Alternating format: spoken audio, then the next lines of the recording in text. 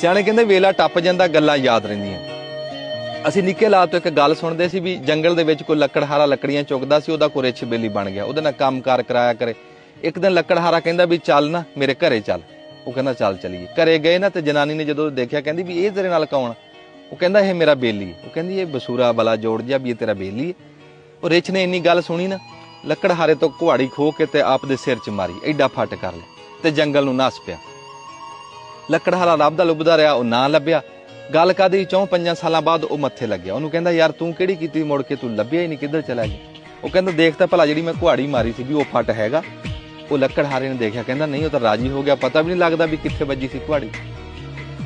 ਕਹਿੰਦਾ ਦੇਖ ਲੈ ਕੁਹਾੜੀ ਦਾ ਫੱਟ ਰਾਜੀ ਹੋ ਗਿਆ, ਪਰ ਜਿਹੜੀ ਗੱਲ ਤੇਰੀ ਜਨਾਨੀ ਨੇ ਕੀਤੀ ਸੀ ਨਾ, ਉਹ ਫੱਟ ਜਿਹੜਾ ਦਿਲ ਤੇ ਆਇਆ ਸੀ ਉਹ ਹਜੇ ਵੀ ਰਾਜੀ ਨਹੀਂ ਹੋਇਆ।